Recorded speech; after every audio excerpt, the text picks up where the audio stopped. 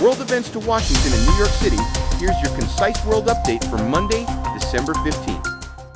Hanukkah celebration at Sydney's Bondi Beach turned deadly on Sunday in what authorities are investigating as a targeted terrorist attack against Jews. Police now say at least 15 people were killed. Among the victims were a Chabad rabbi, a Holocaust survivor, and a 12-year-old girl, and about 27 people remain hospitalized.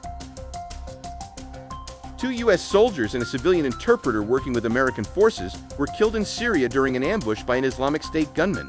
President Trump vowed on Saturday to retaliate against the Islamic State after an attack in a very dangerous part of Syria. U.S. intelligence officials temporarily suspended sharing some sensitive information with Israel during the Biden administration over concerns about Israel's conduct of the war in Gaza. Belarus on Saturday freed Nobel Peace Prize laureate Ales Bialyatsky and dozens of other political prisoners following 2 days of talks with Washington aimed at easing tensions and securing relief from U.S. sanctions on a key agricultural export.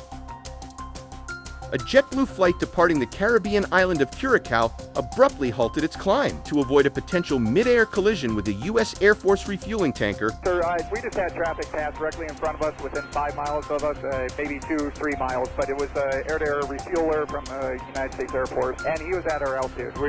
We had to stop our climb.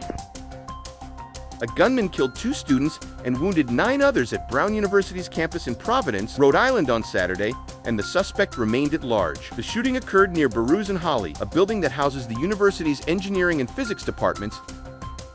A United Airlines flight bound for Tokyo was forced to return to Washington Dulles International Airport on Saturday after experiencing an engine failure during takeoff.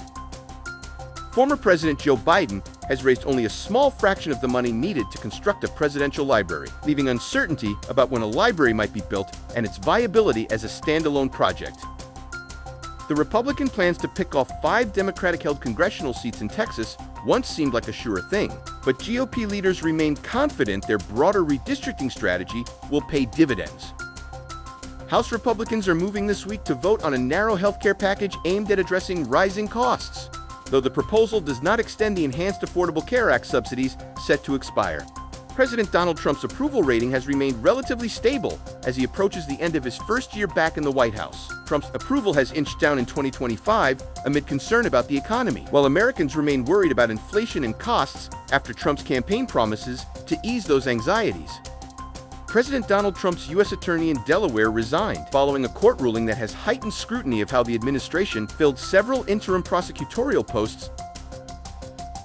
Outgoing New York City Mayor Eric Adams on Sunday described the deadly terror attack at Australia's Bondi Beach as an actual application of the globalization of the Intifada.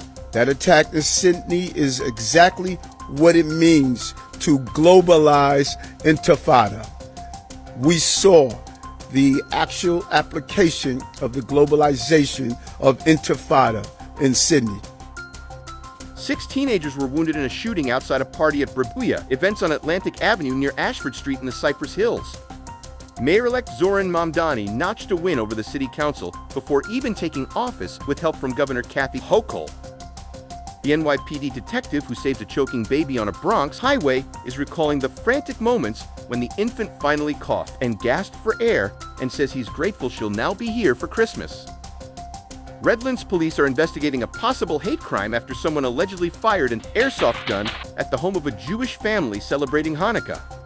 Tumbling tech stocks drag Wall Street to its worst day in 3 weeks, as more drops for superstar artificial intelligence stocks knocked Wall Street off its record heights on Friday. Federal Reserve officials on Friday underscored why this week's interest rate cut proved so divisive, with some arguing the central bank has room to keep easing if the labor market weakens, while others warned that cutting too far could undermine progress on inflation. From the Middle East to Wall Street, you're up to date.